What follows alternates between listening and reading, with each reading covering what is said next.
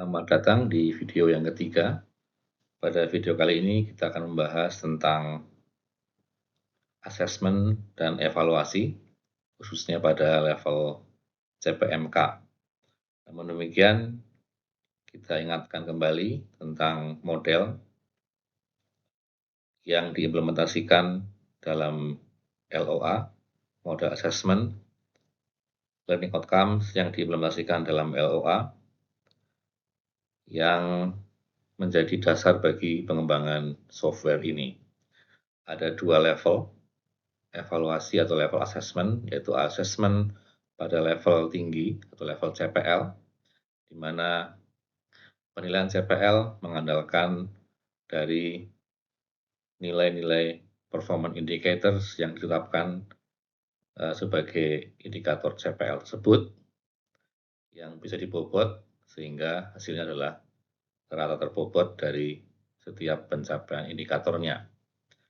Kemudian level yang rendah atau level CPMK dan level performance indicator. Performance indicator itu sendiri diambil dari nilai-nilai CPMK yang dikaitkan kepada performance indicator itu.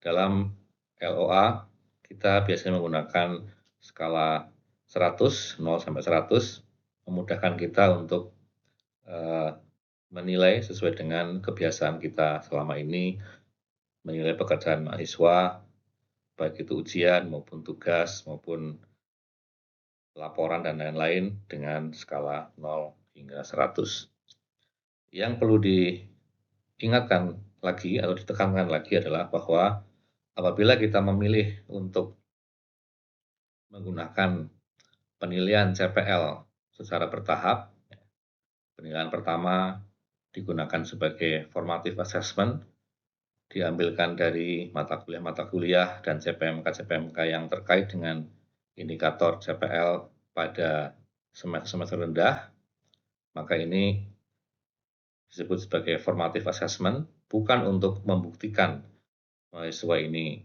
sudah menguasai CPL, tetapi hanya untuk memeriksa apakah CPL ini mulai berkembang dalam diri mahasiswa.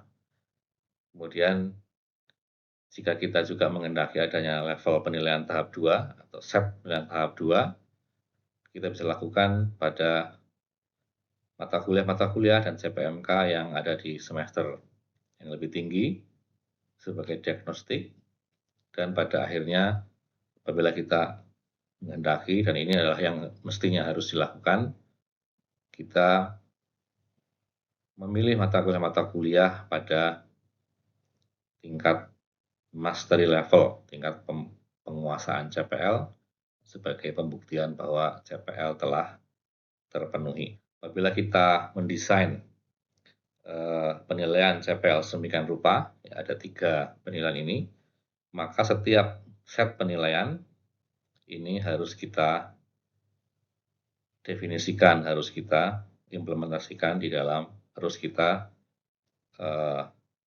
masukkan sebagai input di dalam sistem LOA. Jadi LOA memungkinkan kita untuk memberlakukan sekian banyak set penilaian yang masing-masing independen satu sama lain. Namun apabila kita tidak menghendaki terlalu banyak set penilaian, misalnya penilaian hanya dilakukan sekali tapi menggunakan kontributor dari mata kuliah pada semester rendah, semester tengah, maupun semester tinggi, itu pun LOA bisa mengakomodir, ya, tinggal bagaimana kita mengatur pada set penilaian. Untuk itu, kita harus memetakan baik pada level IK CPL ke CPMK, ya, untuk setiap peminatan dan setiap set penilaian yang kita definisikan. Demikian juga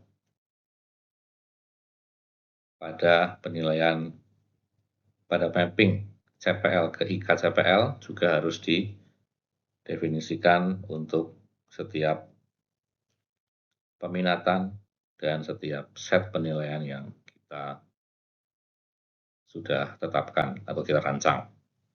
Ini merupakan tambahan informasi dari video sebelumnya.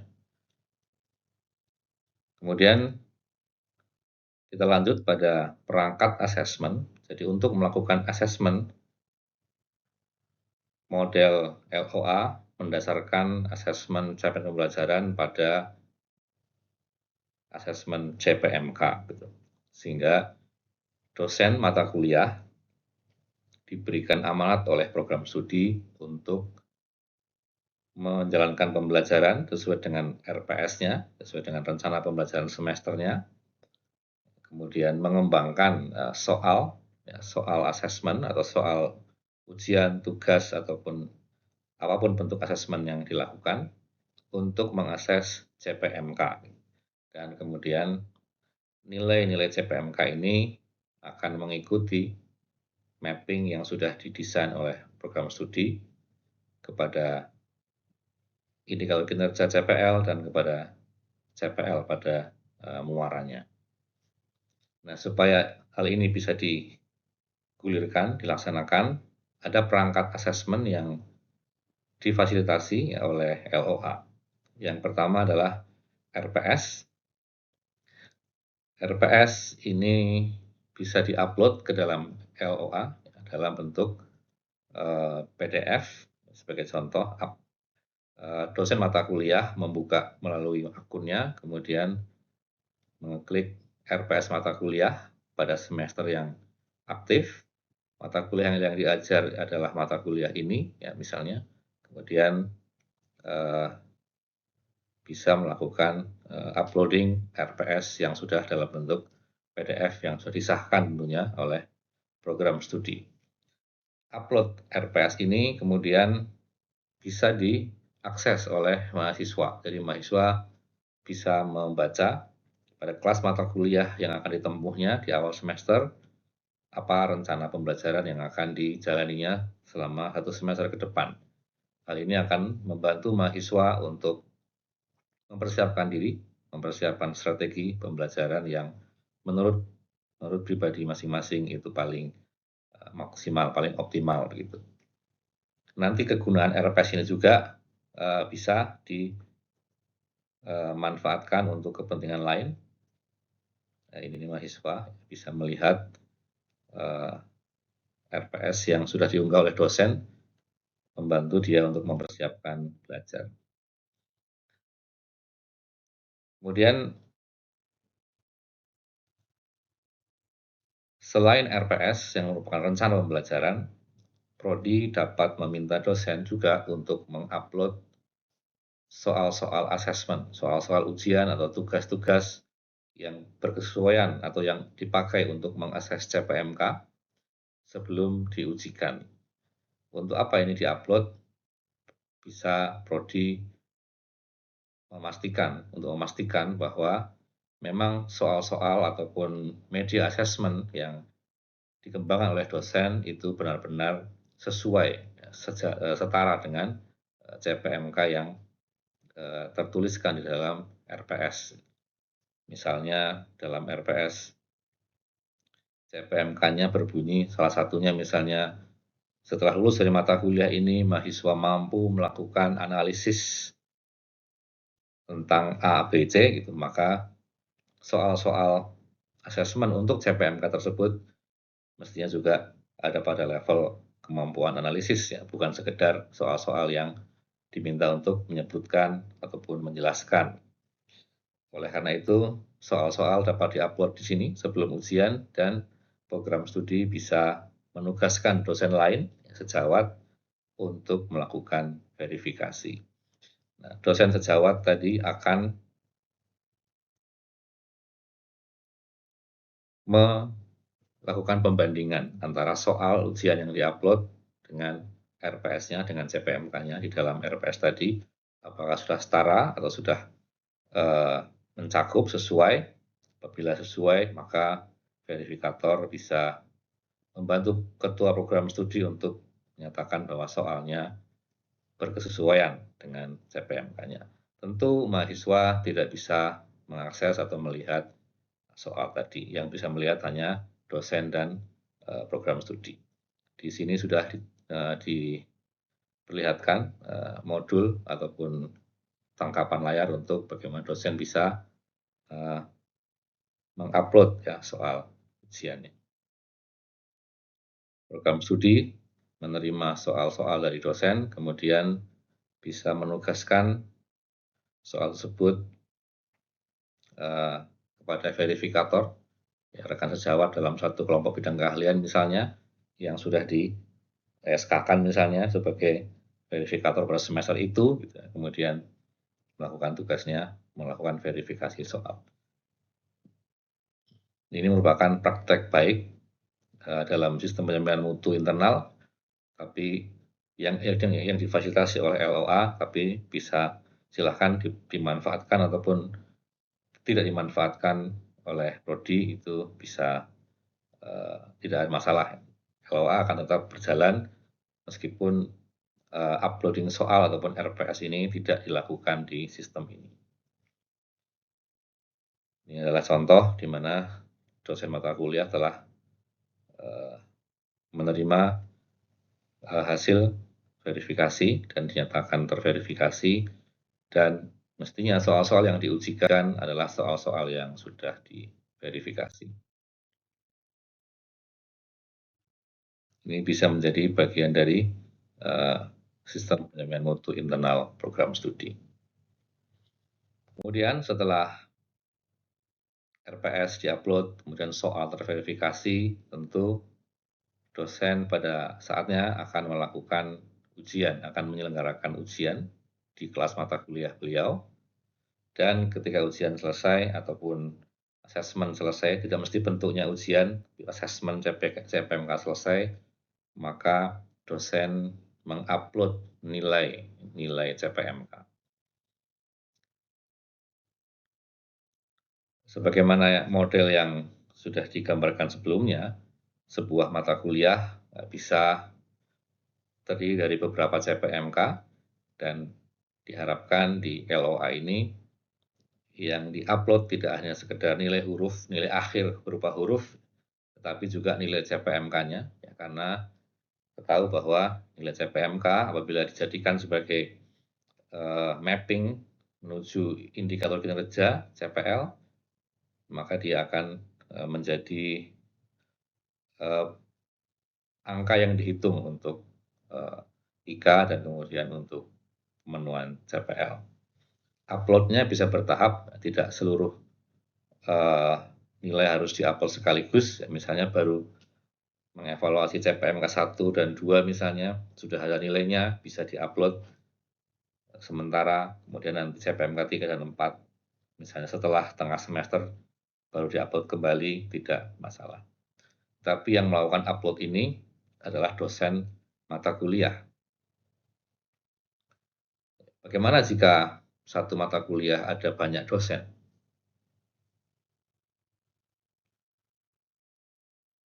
Bagaimana jika satu mata kuliah ada tim teaching? Kita menyarankan yang mengupload itu satu dosen saja, ya, tim leadernya, sehingga akses kepada kelas mata kuliah ini lebih dibatasi untuk alasan-alasan security.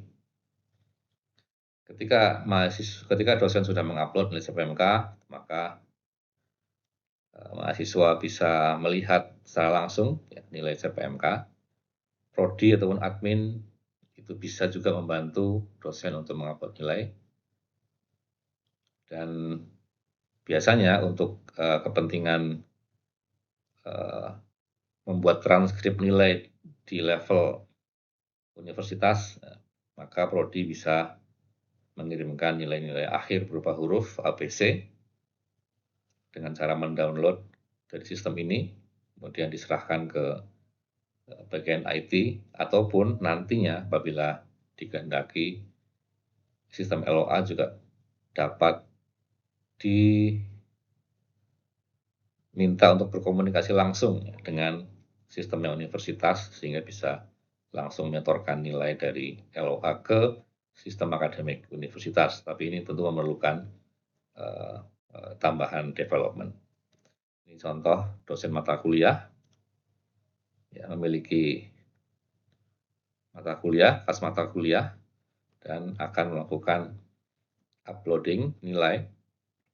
Caranya adalah dengan mengklik mata kuliah mana yang akan diupload nilainya, kemudian ada template yang bisa di-download yang berupa file Excel spreadsheet. Silakan langsung sudah mengandung nama mahasiswa dan nomor induk mahasiswa, ya, tinggal diisi nilai-nilai CPMK-nya gitu.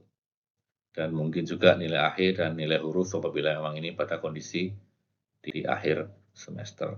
Ini kemudian bisa diupload, dan kemudian mahasiswa dan prodi bisa secara real time mendapatkan hasilnya.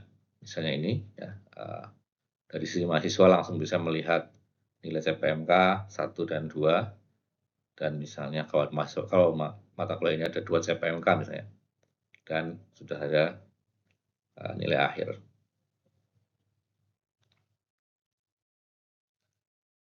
Baik, program studi juga tentu akan mendapatkan report secara langsung, real time.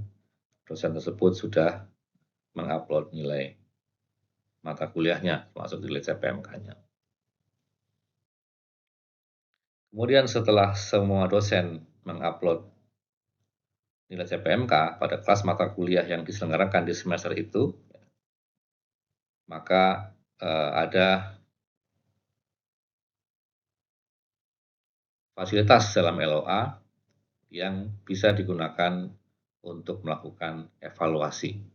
Ini namanya portofolio kelas mata kuliah. Di sini ada portofolio kelas mata kuliah. Dosen diminta kembali masuk ke sistem untuk melakukan refleksi terhadap kelas mata kuliah yang beliau sudah selenggarakan, melakukan evaluasi.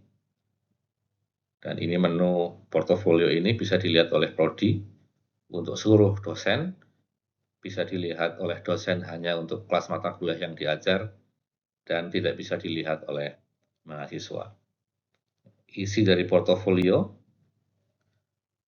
adalah misalnya sebuah kelas mata kuliah dibuka menunya seperti ini. Ada identitas kelas mata kuliah oleh sistem informasi. Kemudian ada dokumen-dokumen lampirannya, ya, berupa RPS yang sudah diupload tadi, berupa soal-soal yang sudah diupload dan diverifikasi sebelumnya. Ya. Kemudian dosen perlu membuat sampling atau men-scan sampel pekerjaan mahasiswa, misalnya yang nilai tertinggi, yang terendah, dan yang borderline dinyatakan lulus itu seperti apa, bisa di-scan, tidak semua nilai tapi hanya yang tertentu saja, di-sampling dan di-upload. Kemudian jika ada kuesioner misalnya tentang pembelajaran yang diisi oleh mahasiswa, evaluasi kelasnya juga bisa di-upload di sini. Kemudian nilai mata kuliah yang diekspresikan dalam nilai CPMK ini sudah otomatis diberikan oleh sistem sebagai statistiknya, dan dari sini dosen bisa melakukan refleksi. Yang sebelah kiri merupakan refleksinya, evaluasi, misalnya mengomentari tentang keberhasilan ataupun banyak kegagalan pada level CPMK yang mana begitu. Kemudian di sebelah kanan ini adalah rencana pengembangan atau usulan-usulan dari dosen tersebut untuk mengembangkan kelas mata kuliah ini pada semester-semester berikutnya. Sehingga ini sudah merupakan bahan untuk melakukan PDCA, melakukan Plan to Check Action, melakukan Continual Improvement pada level mata kuliah. Jika semua dosen sudah bisa melakukan pengisian portofolio ini, maka program studi akan mendapatkan masukan yang sangat berharga untuk melakukan continual improvement pada mata kuliah yang diselenggarakan.